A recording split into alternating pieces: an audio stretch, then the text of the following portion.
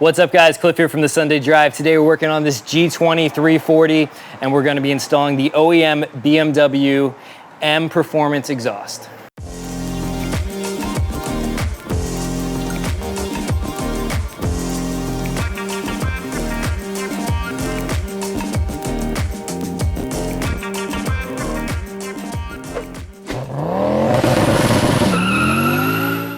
All right, so we got all the labels pulled off. We have this nice MPerformance logo all displayed in its glory. And this exhaust is obviously not the full length of the exhaust, and there are no clamps on this stock exhaust, so we have to cut it. If you follow the exhaust down about a foot behind this cross brace right here are two dimples. There's one right here and one right here, and that's where you're gonna go ahead and cut your exhaust.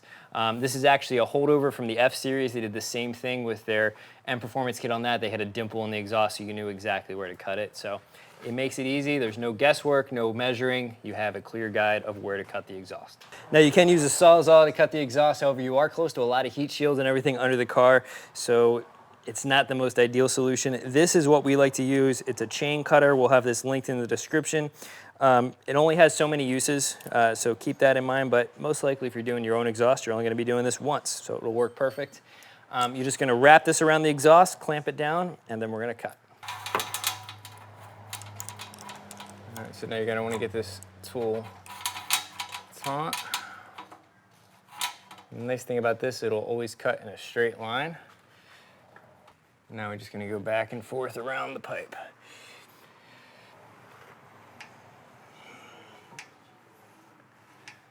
Now ours are a little dull because we just cut through a titanium Akrapovic exhaust with these.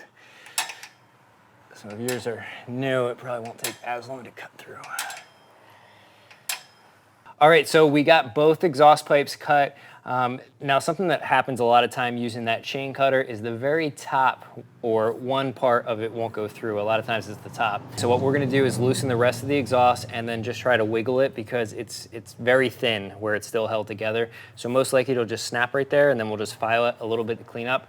If that doesn't work, we'll just take a Sawzall through and go in through this gap and just cut the top right there. So before we go and lower the rest of the muffler down, we're gonna disconnect the actuator right here that controls the flap in the exhaust. So I like to stick a pick tool in. So there's a little clip that you are supposed to press in on this side, but what I like to do is take a really thin pick tool from the other side, lift up, and then pull off. I find that's a lot easier. Now there's 3 exhaust hangers we're gonna have to take down. They're all 13 millimeter nuts. There's one right here.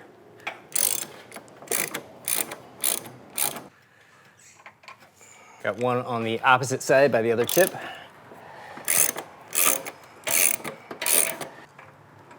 And the last hanger is right up here. And it is also a 13 millimeter.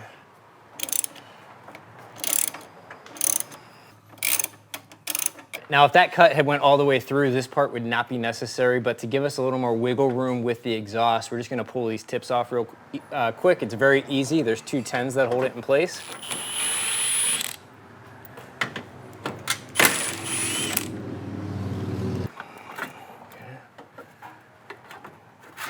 And off. This side is all the way through, and that side's just holding a little bit. It's got a thin piece that needs to be cut. There you go.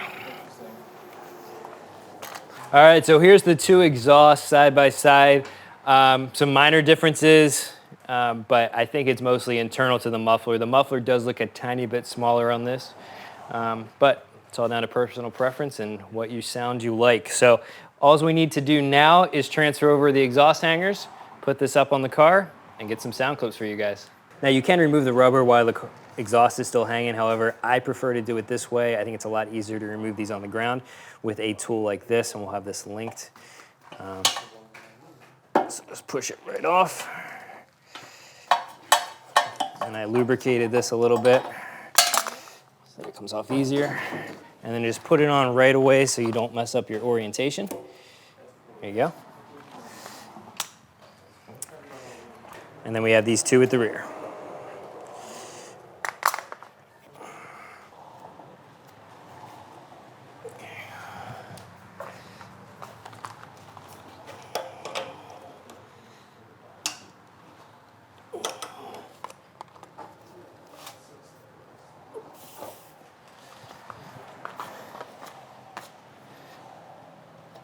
you go. Now this particular one came pre-installed with a brand new actuator. I'm not sure if they all come that way or if this was an option he selected. So possibly you may need to transfer over your actuator, but his came with a new one, so we're good to go. Now you will need some clamps. These are 78mm clamps. They came with this kit, so make sure you get these as well. We're gonna go ahead and slide these on. We're just gonna set those up there for now. I went ahead and filed this so there was no sharp edges.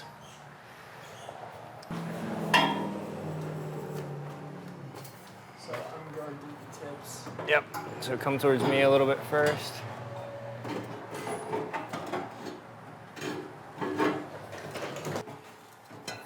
There we go.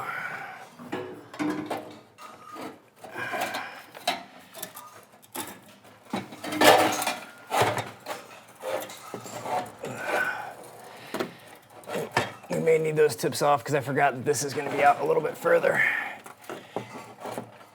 Oh, it's so close.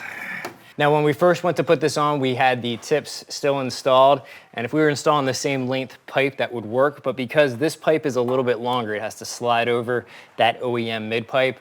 It has to be back a little bit further, so these tips were kind of getting in the way a little bit of us doing that, so we took the tips off. You probably could work around them, but we didn't want to mess them up at all, so we took those off. So we have the exhaust slid onto the mid pipe. Now I'm just getting these hangers hand threaded on, so Chris here can let go. Actually, I need to flip this over. Chris, I'm sorry. Yeah.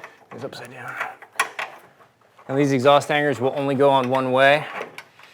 So if for some reason your nut doesn't seem like it's threading on, it's probably because you have it upside down like I just did. All right. You have your two hangers here. You're gonna have your one hanger in the middle. You have to redo. Tighten up these two clamps right here. Reconnect your sensor. And that's pretty much all it, except for listening to the great sound afterwards. Everything's tightened up, but one more thing we wanted to point out. This wire is a little bit short. Normally it's clipped in right here, but it was a little bit short to reach the new actuator on the valve. So just pop it out of that grommet right there, or that hole where the grommet's holding it in place, and that'll give you enough slack to get it over to the new valve. All right, guys, that's the installation all complete. Hope you enjoyed watching. As always, if you're interested in any of the parts, we'll have them linked down below. And if you want us to install this for you, definitely shoot us an email, and we'll be happy to help you out. Thanks so much for watching. Any comments or questions, leave them down below. We'll see you back here next time.